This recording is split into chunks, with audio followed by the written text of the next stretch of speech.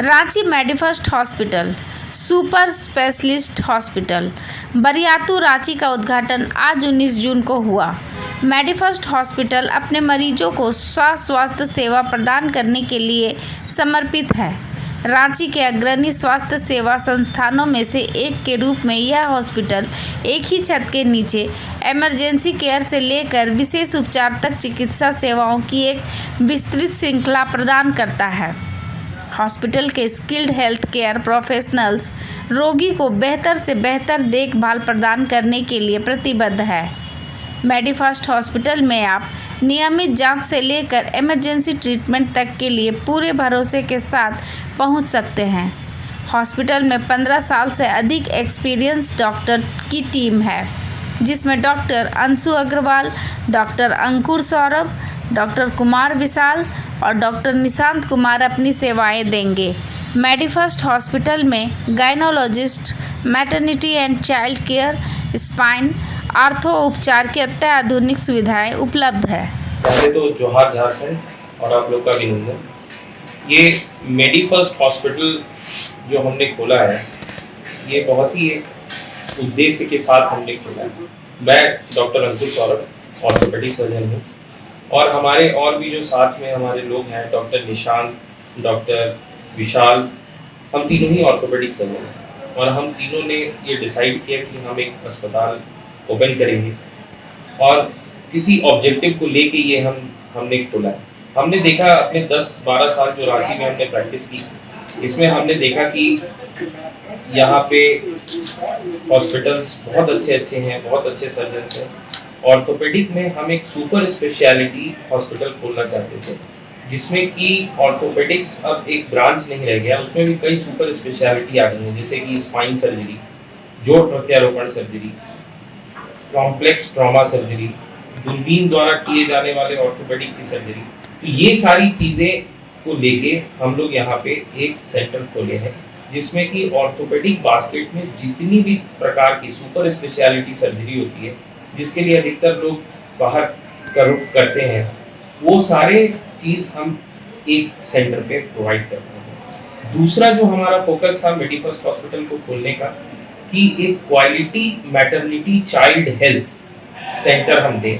Infertility आज बहुत common है हमारे सोसाइटी में, उसको लेके डॉक्टर अंशु अग्रवाल जो एक बहुत सीनियर गायनेकोलॉजिस्ट हैं शहर की, सफदरजंग हॉस्पिटल में भी उन्होंने काम किया है और उनके साथ हम जुड़ के एक फैसिलिटी, एक स्टेट ऑफ आर्ट जो है गायनी और ऑब्स्टेटिक्स, स्त्री प्रसूति रोग का भी हमने सेंटर यहाँ पे किया है। इसके अलावा हमने जो है यहाँ पे एक एडवांस आईसीयू, ऑपरेशन थिएटर जो कि एकदम मॉड्यूलर है, जो कि किसी भी कॉम्प्लेक्स हाई एंड सर्जरीज के लिए ज़रूरत होती है, इन्फेक्शन कंट्रोल के लिए ज़रूरत होती है, वो सारी चीज़ें हमने यहाँ पे क्रिएट की हैं और उम्मीद करते हैं कि हम अपने प्रदेश के लोगों को और अपने शहर के लोगों को एक जेन्युइन उचित कॉस्ट पे हम उन्हें यहाँ पे वर्ल्ड क्लास ट्रीटमेंट दे पाते हैं। सर, जो एवरेज मिडिल क्लास के लोग होते हैं, जो कि पैसे के अभाव में अपना इलाज नहीं करवा पाते, क्या कुछ यहाँ पे आयुष्मान कार्ड की भी सुविधा है? बिल्कुल, ये हमारा एकदम प्राथमिक सोच है कि आयुष्मान भारत के अंतर्गत हम इस हॉस्पिटल को इनरोल करेंगे। उसकी प्रक्रिया हमने शुरू भी कर दी है। अब उसमें जो जो फॉर्मेलिटीज़ होती हैं, जो उनमें समय लगता है, वो लगेगा।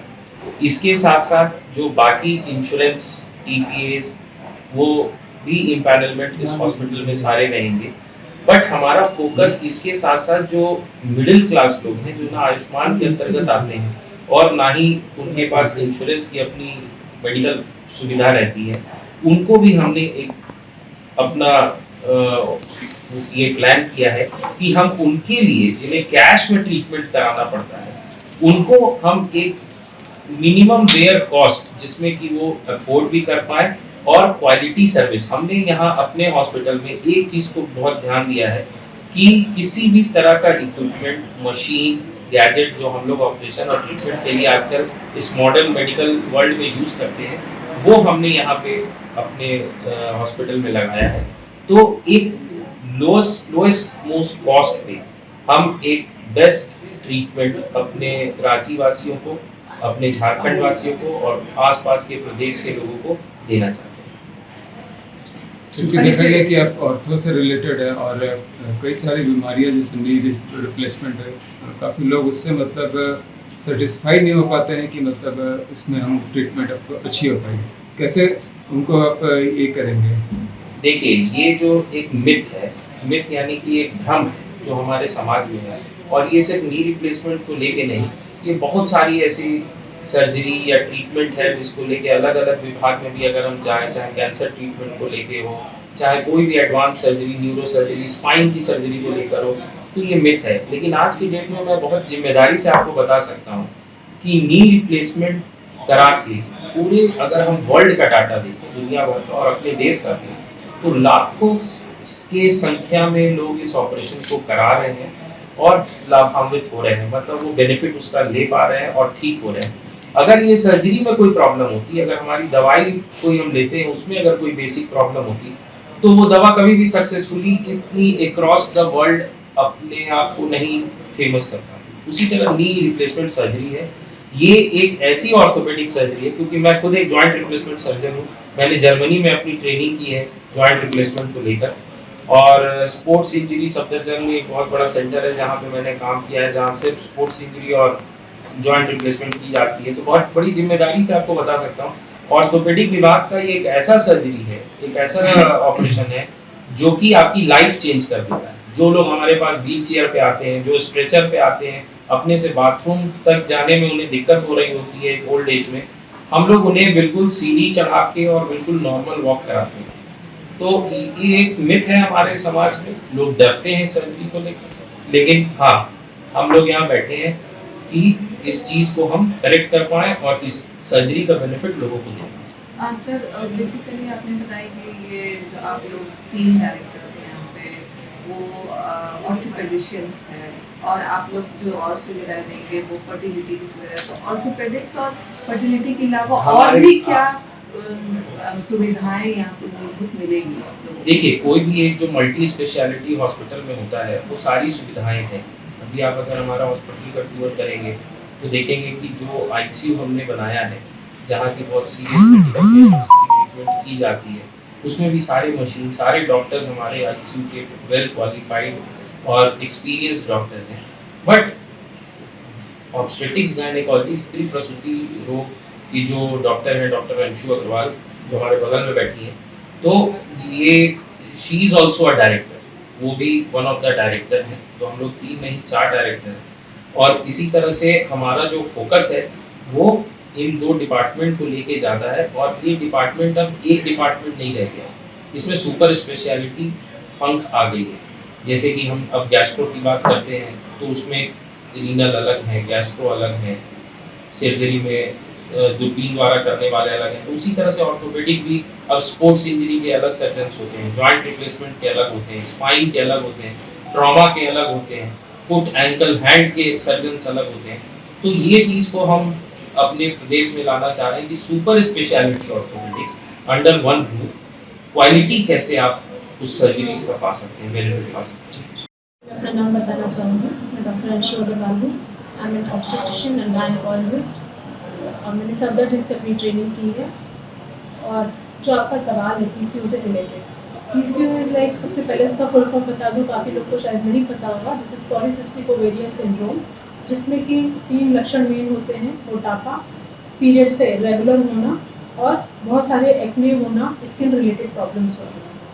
तो इस हॉस्पिटल के खुलने से निजात तो नहीं लोग पा सकते हैं इस समस्या से, बट हाँ, काफ़ी हद तक उनके सिम्टम्स में कमी आ सकती है। एक चीज़ हम सबको बताना चाहेंगे पीसीओ से रिलेटेड स्पेशली, कि पीसीओ जब अगर है तो वो जाएगा नहीं। This is a syndrome, this is inbuilt in the body में रहेगा, और वो आपको कोई हार्म नहीं करता है। उसके मेन 3 सिम्टम्स जो आपके होते हैं, पीरियड्स के, या कंसीव में प्रॉब्लम होने के, प्रेगनेंसी में प्रॉब्लम होने के, या लॉन्ग टर्म में डायबिटीज़ के, ये सिम्टम्स को हमें कंट्रोल करना है। पीसीओ सिर्फ ये सिम्टम्स को हमें कंट्रोल में रखना है, अदरवाइज पीसीओ आपको कोई हार्म नहीं करता। और पीसीओ के लिए कोई अलग से दवा नहीं होती है, because PCO is a life style disorder.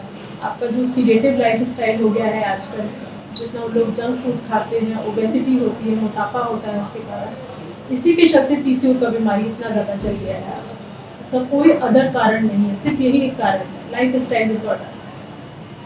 तो जैसे ही आप अपना ओबेसिटी से छुटकारा पाएंगे, अपना वेट को कंट्रोल करेंगे, तो आपका काफ़ी कुछ सिम्टम्स कंट्रोल हो जाएगा और अदर मेडिकेशन के जरिए भी हम लोग इसके सिम्टम्स को कंट्रोल कर सकते हैं। मैम, क्या सिर्फ महिलाओं में ही फर्टिलिटी ज़्यादा देखी जा रही है या फिर पुरुषों में भी ये होते हैं?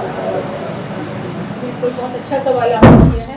एक्चुअली हम लोग गायनिकोलॉजिस्ट लोग का फेवरेट क्वेश्चन रहता है, बिकॉज इनफर्टिलिटी जैसे कि जिम्मेदार ठहराया जाता है महिलाओं को ही ज़्यादा इसके लिए, लेकिन 60-70% तक ही महिलाएं इसकी जिम्मेदार है। उसके बाद 15 to 20-25% केसेस में पुरुषों में भी सीमेन रिलेटेड प्रॉब्लम हो सकती है, जिसकी वजह से इनफर्टिलिटी की प्रॉब्लम आ सकती है। इसीलिए जब भी कोई इनफर्टाइल कपल हमारे पास आता है तो हम हमेशा फीमेल और मेल यानी दोनों पार्टनर्स को ही जांचें कराने की सलाह देते हैं। मैम, इनफर्टिलिटी जो है आज के डेट में बहुत लोगों को है, हो रही है समस्या, और साथ में ये जो इलाज है वो काफ़ी महंगा है।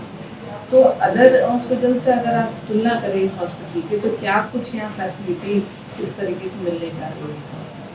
देखिए, इनफर्टिलिटी सबसे पहले मैं बताऊं तो एक तरह से लगता है क्लास स्टार्ट हो जाती है। जैसे इनफर्टिलिटी मतलब कि प्रेगनेंसी ना होना, सिर्फ